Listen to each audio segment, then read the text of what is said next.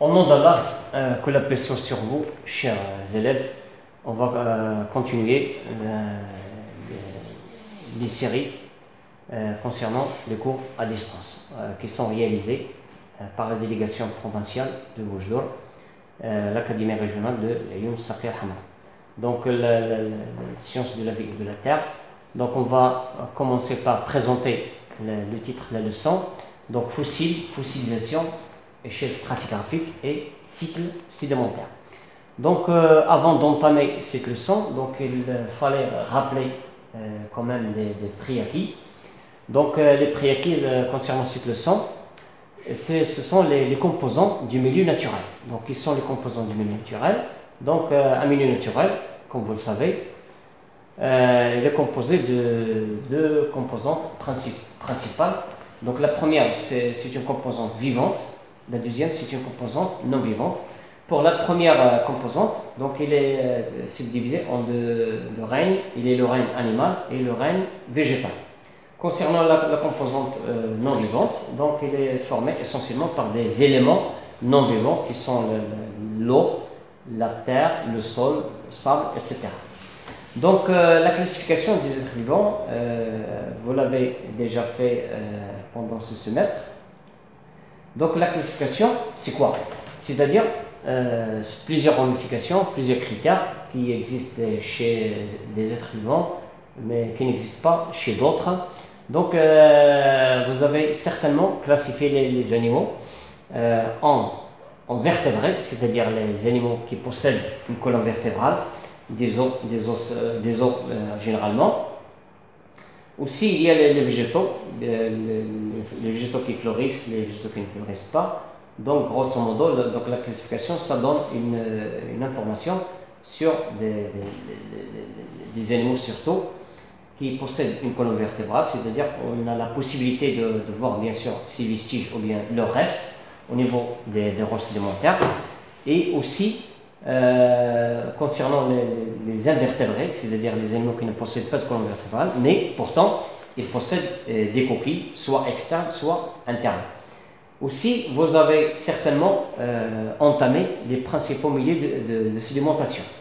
C'est-à-dire qu'on a trois milieux, c'est-à-dire le milieu continental, avec bien sûr les dépôts ou bien la sédimentation qui se déroule au niveau des montagnes, au niveau des piémonts et au niveau aussi des zones qui sont très proches des avals, qui sont très proches bien sûr de la mer et qui ce sont des plaines, ce sont des reliefs qui sont très aplatis, ce sont les plaines. Aussi il y a la zone intermédiaire entre la mer et le continent, c'est-à-dire les estuaires, les lagunes, aussi les lagunes, les estuaires, aussi les deltas. Donc ce sont des milieux où on a bien sûr une sédimentation intense, surtout dans les oueds, bien sûr, qui est à grand débit. Aussi, il y a le milieu marin avec les trois reliefs. Il y a le plateau continental, ou bien ce qu'on appelle le plateau continental. Il y a aussi le talus marin. Il y a aussi la plaine abyssale. Donc, ce sont tous des milieux de sédimentation. Donc, avant d'entamer cette leçon, donc il fallait poser un problème.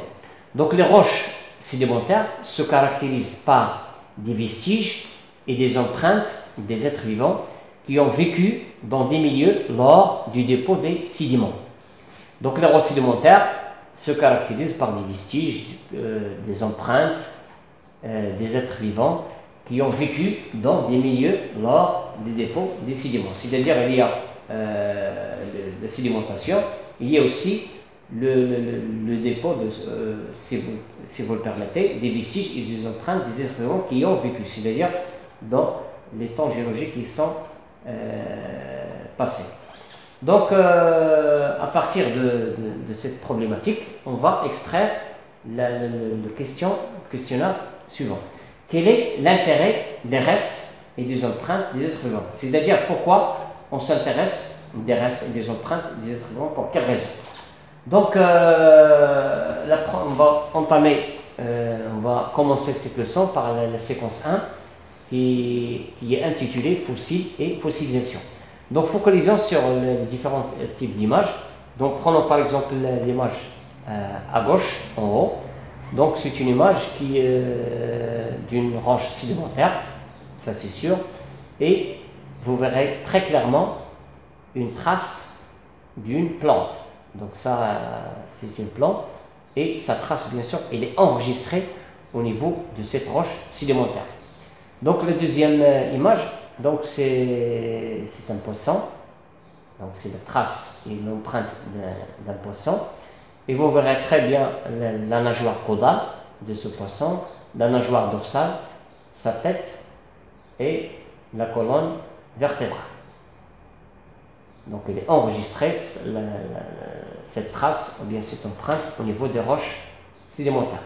La troisième, c'est quoi? C'est une coquille, ça c'est sûr, donc ça ressemble à une coquille. Et la coquille, bien sûr, elle est enregistrée dans ces roches sédimentaires-là. Elle est d'une façon très claire, on voit cette coquille.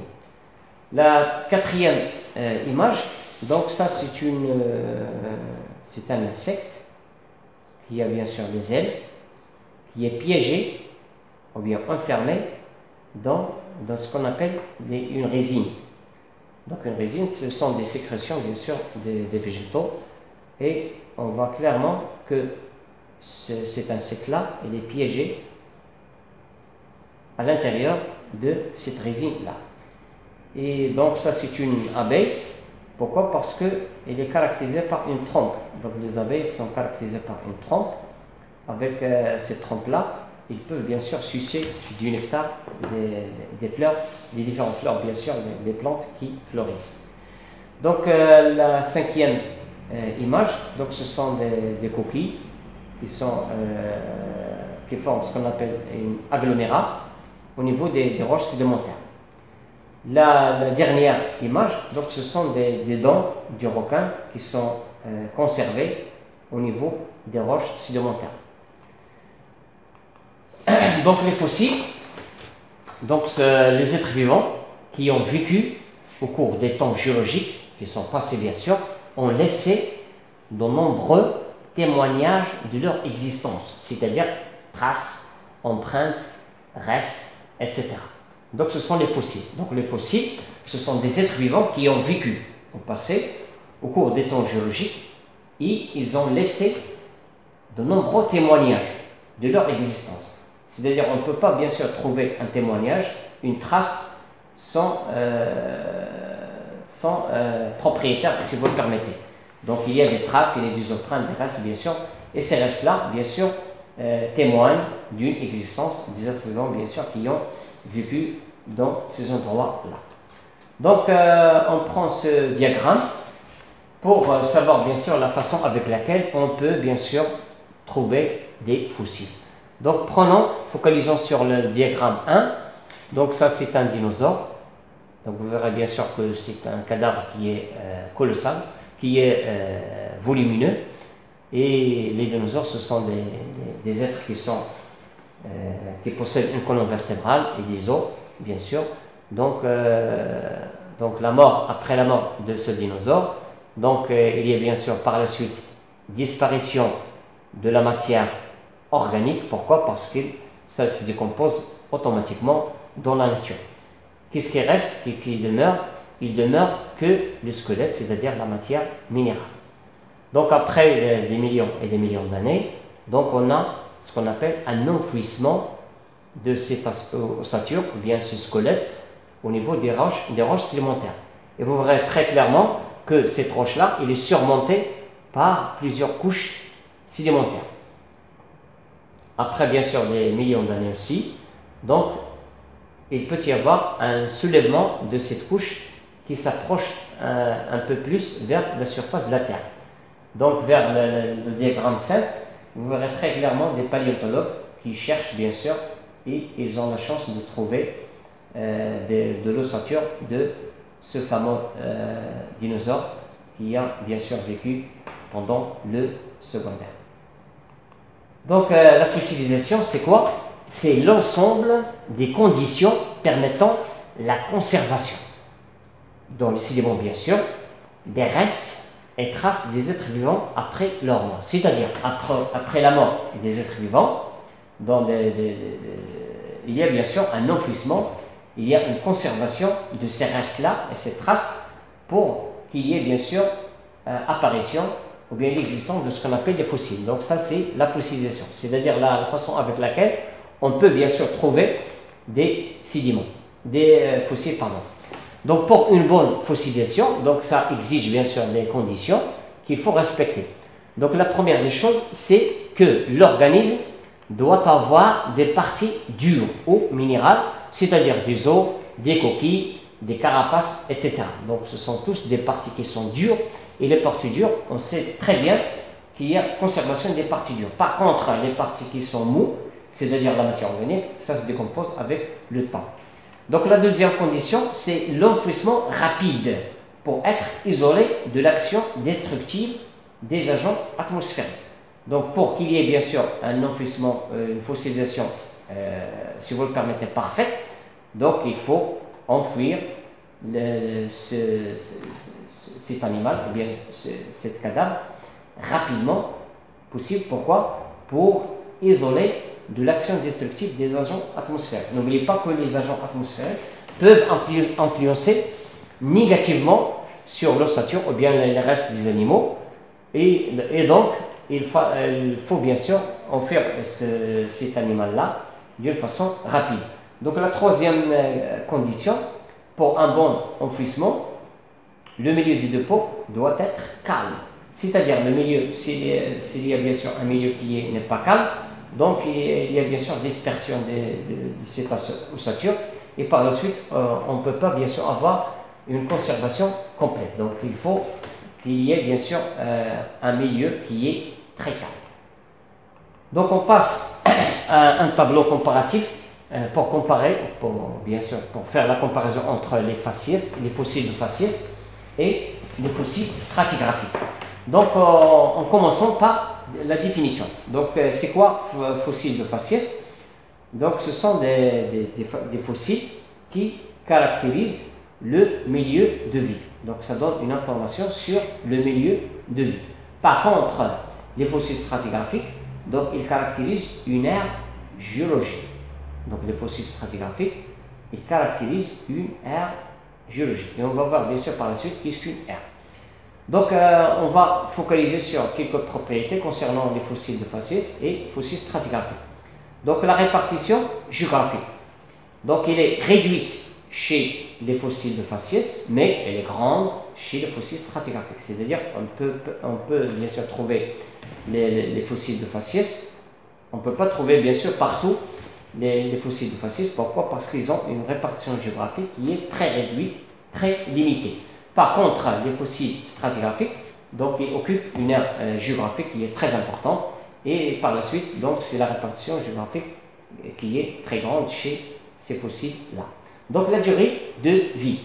Donc la durée de vie chez les fossiles de faciès, elle est très longue. Elle est longue. Par contre, les fossiles stratigraphiques, donc ils ont une durée de vie dans le temps géologique qui est très courte. Donc pourquoi étudions-on les fossiles de faciès et les fossiles stratigraphiques? Donc ils ont pour but, pour les fossiles de faciès, donc c'est pour déterminer la nature du milieu du dépôt. Donc ça donne une information sur le milieu du dépôt, et par la suite l'étude de faciès, les fossiles de faciès, ça nous permet bien sûr de déterminer la nature du milieu du dépôt, c'est-à-dire il a comme nature quoi. Par contre, les fossiles stratigraphiques, donc on étudie ce type de fossiles pour déterminer l'âge des sédiments, c'est-à-dire ça donne une information sur les sédiments du point de vue âge. Renfermement, c'est possible bien sûr. Donc deuxième séquence, c'est la datation géologique ou bien la chronologie géologique. Donc petit 1, donc la datation relative. Donc l'étude de la succession des couches sédimentaires au cours de leur dépôt ou bien leur sédimentation permet de les dater relativement en se basant sur le principe suivant. Donc la datation relative, donc se base sur l'étude des couches sédimentaires au cours de leur sédimentation, Donc ça donne une information sur la datation relative, mais cette datation, il doit se baser sur des principes qui sont le principe de superposition. Donc qu'est-ce qui postule ce principe-là? Donc si je prends bien sûr cet ensemble de couches, ou bien de strates, donc on trouve bien sûr la strate, ou bien la couche 1, 2, 3, 4, jusqu'à 5. Donc ces strates-là, ou bien ces couches-là, sont superposées l'une sur les autres. Donc ce principe-là, qu'est-ce qu'il dit? Donc ce principe-là, il postule que la couche 1, elle est plus ancienne que les autres couches qui les superposent. De la même façon qu'on peut parler bien sûr de la couche 6, c'est-à-dire la dernière couche, qui est très proche de la surface. Donc c'est une couche qui est plus récente que les autres couches qui, bien sûr, qui arrivent au-dessous. Donc la couche 1, donc c'est la couche la plus récente. Pourquoi? Parce qu'elle est surmontée par la couche 2 qui est plus récente et ainsi de suite. C'est-à-dire que la couche 1, donc c'est la plus ancienne, ça c'est sûr, mais la couche 2, elle est plus récente que la couche 1. Pourquoi? Parce qu'il la surmonte. C'est-à-dire que les couches qui sont surmontées par les autres couches, donc, sont plus récentes que l'autre. Mais les couches qui se trouvent bien sûr au-dessous des autres, donc, sont plus anciennes. Donc, suivant cette flèche-là. Donc, on passe au deuxième principe, c'est-à-dire le principe de continuité. Donc, ce principe de continuité, donc, il faut retenir une chose très importante, c'est que chaque couche, ou bien chaque strate, elle est caractérisée par deux choses qu'il faut retenir très bien. Donc, caractérisée par ce qu'on appelle le plancher, c'est-à-dire la base. Donc, la base donc chaque couche a une base. Par exemple, la couche A, donc il a une base, ou bien on appelle ça, c'est le plancher. Et aussi, il y a ce qu'on appelle le toit. Le toit, ou bien le sommet de la strate, ou bien de la couche. Donc, chaque couche, il est caractérisé par le plancher qui occupe la base et le toit qui occupe le sommet. Donc, ce principe de continuité, qu'est-ce qu'elle postule? Prenons par exemple la couche A. Donc, vous trouverez bien sûr, on prend deux séries qui sont totalement différentes et totalement espacées. Pour la couche A, donc il a la même âge que la couche A qui se trouve bien sûr de l'autre côté, c'est-à-dire au niveau de série 2, par exemple. La couche C, donc il a le même âge que l'autre couche, puisqu'elle renferme le même faciès. Et pour, bien sûr, déduire l'âge de ces différents dépôts, donc on peut se baser sur la couche A et la couche C, puisqu'ils sont identiques dans ces deux séries-là, malgré, bien sûr, l'espacement entre ces deux couches-là. Donc, puisque cette couche en jaune au niveau de série 2 et cette couche-là en jaune aussi au niveau de la série 1, puisqu'ils ont des faciès qui sont totalement différents, mais ça n'empêche pas de dire qu'ils ont le même âge. Pourquoi? Parce qu'ils sont intercalés entre deux couches qui ont le même âge. Par exemple, le A, il a le même âge que A ici, le C, il a le même âge que C ici, et puisque ces deux couches-là sont bornées ou bien intercalées entre le plancher de la couche C et le toit de la couche A, donc on a le droit de dire qu'ils ont le même âge. Donc ça, c'est l'énoncé du principe de continuité.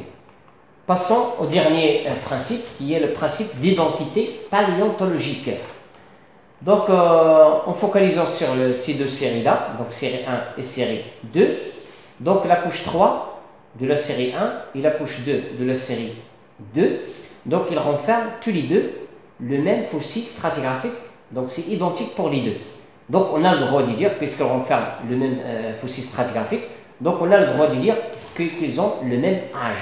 C'est-à-dire que la couche 3 et la couche 2, ils ont le même âge. Pourquoi? Parce qu'ils renferment tous les deux le même fossile stratigraphique.